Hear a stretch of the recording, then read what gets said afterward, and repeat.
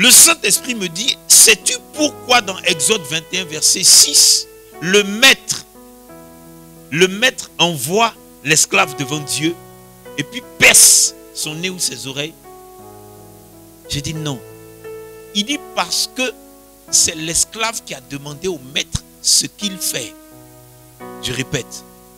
Le maître, la Bible dit, Exode 21, verset 6, il t'envoie devant l'Éternel et puis il te met de manière mystique les boucles qui vont faire de toi un esclave. Et pour qu'il fasse ça devant l'Éternel, c'est parce que tu as quelque chose qui a fait qu'on t'a fait esclave. Amen. Tu as quelque chose qui a fait que le maître prend Dieu à témoin. C'est elle, c'est lui qui m'a demandé de le rendre esclave. Donc je viens devant toi pour te dire que ce chrétien ou cette chrétienne, cet homme de Dieu ou cette servante de Dieu, ils m'ont demandé de faire d'eux des esclaves des démoniaques sataniques. Donc je te prends à témoin. Maintenant, s'il prend Dieu à témoin, c'est qu'il y a une ordonnance qui t'accuse. S'il prend Dieu à témoin, c'est que dans ta vie, il y a une ordonnance qui t'accuse. Quelle est l'ordonnance qui t'accuse? Le Saint-Esprit m'a dit, tu vois, je veux te donner quelques signes et quelques symboles de condamnation démoniaque qui te condamnent. J'ai dit, ok Seigneur, je t'écoute. Il me dit, premièrement, les piercings. Une femme peut porter des boucles d'oreilles. Mais dès qu'une femme fait des piercings, automatiquement, tu prends un symbole de condamnation démoniaque et tu mets sur toi. Pendant que je parle du piercing, le Saint-Esprit m'a montré quelque chose en image. Les bayas. Tu es une femme chrétienne. Et puis tu dis que pour mon homme, c'est lui seul qui me voit nu. Donc tu portes baya. Tu as des chaînes aux reins. Tu as des boucles, des colliers aux reins. C'est un symbole et un signe de condamnation démoniaque qui va t'emmener à être esclave. Le piercing te fait rentrer dans une catégorie de démons.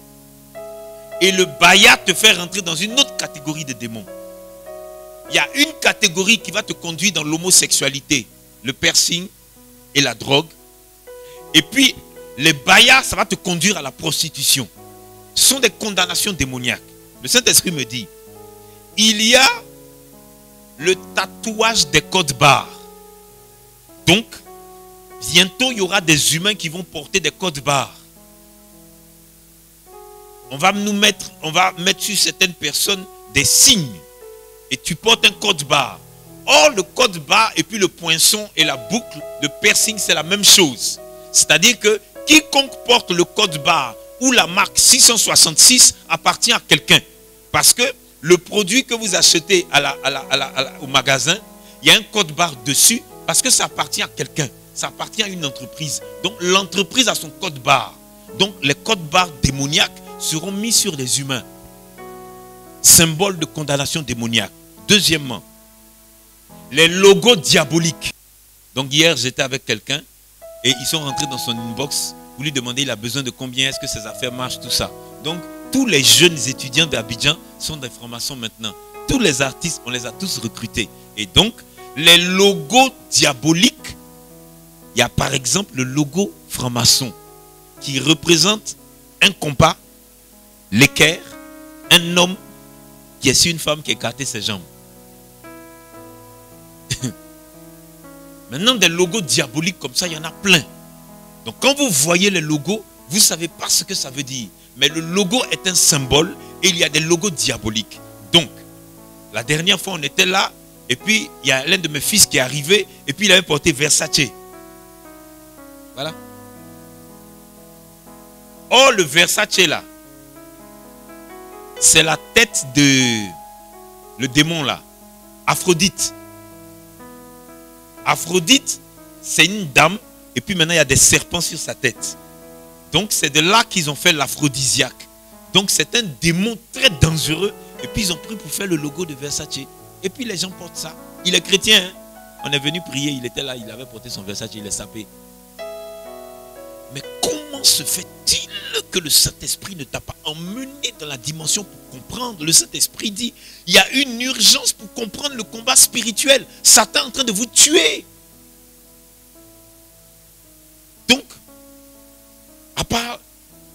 J'ai donné l'exemple de logo démoniaque.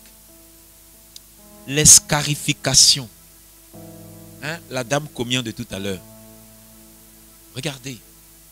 Beaucoup vous êtes assises ici. Je veux parler surtout aux femmes. Et dans votre ethnie là, on fait l'escarification. Donc, avant de donner ta vie à Jésus, tu étais au village. Ils ont ouvert ta peau. On a ouvert ton cou ici.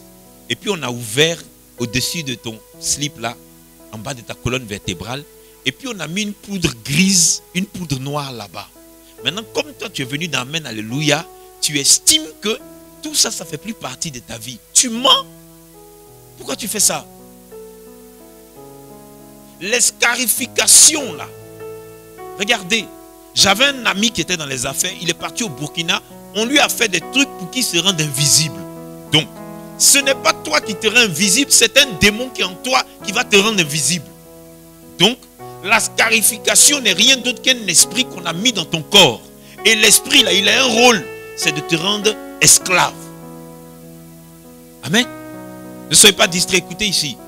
L'escarification, donc, une femme peut être assise là. Regardez. Oh, merci Saint-Esprit.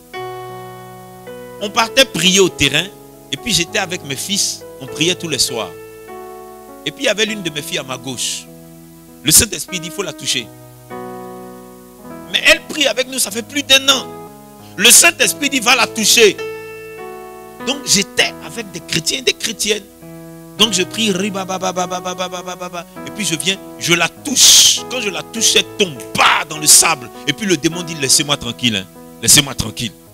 1 an de prière avec nous, on ne savait pas. 1 an de... Ça veut dire quoi? Ça... Mais elle priait, Amen, Alléluia. On l'a baptisée, non? J'ai fait son baptême, non? Je l'ai baptisée par immersion. Écoutez, est-ce que Dieu est en train de parler à ton cœur ce matin? Regardez, elle est baptisée par immersion, elle prie avec nous. Depuis plus d'1 an. Maintenant, dans l'intensité de la prière, le Saint-Esprit me dit, touche-la. La consécration d'un haut niveau, là, c'est important. C'est important. La dernière fois, un démon était en train de lutter mes fils.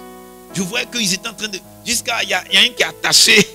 Il a les pieds, le pagne, tout ça. Ils sont en train de se battre là-bas. Laissez-moi. Je suis venu doucement. Quand le démon m'a regardé, il est resté tranquille. J'ai dit, quitte-la.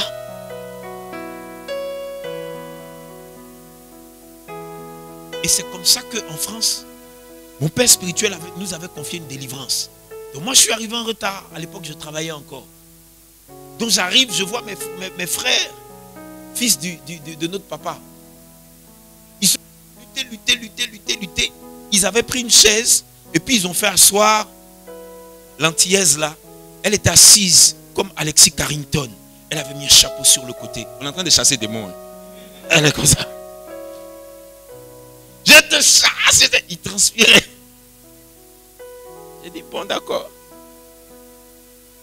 Après, je monte avec elle. Quand on a dit la délivrance est finie, elle s'est dépoussiérée un peu là. Et puis elle est partie. Je monte avec elle dans son camion, dans sa voiture. Et puis, le Saint-Esprit m'utilise pour commencer à donner des paroles de connaissance. Je rentre dans ces 4 mètres.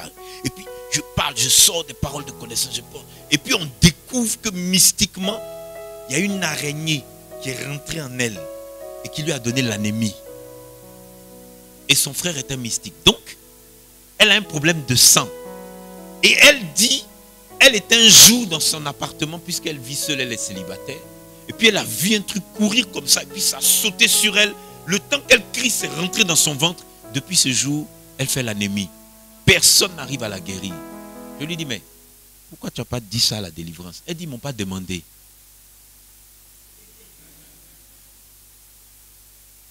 Délivrance où vous venez, et puis ils ont écrit papier. Non, si le Saint-Esprit n'est pas dans cette affaire, c'est foutu. Elle dit, ils ne m'ont pas demandé. Donc elle était dans une cage. Et donc, qu'est-ce que je veux dire par tout ce que je suis en train de vous dire? Si ma fille priait avec nous plusieurs fois, plusieurs mois, plusieurs années, plusieurs semaines, et qu'un jour le Saint-Esprit dit touche-la, et puis on a découvert un démon, ça veut dire que tes scarifications là ont des surprises à te révéler. Et donc, il y a des choses que vous avez et vous vous plaignez pourquoi la prophétie de l'homme de Dieu, sinon de Dieu, ne s'accomplit pas. Elle ne s'accomplit pas parce qu'il y a une opposition, il y a une cage, il y a une forteresse. Maintenant, c'est grave quand toi-même tu es rentré dans la forteresse.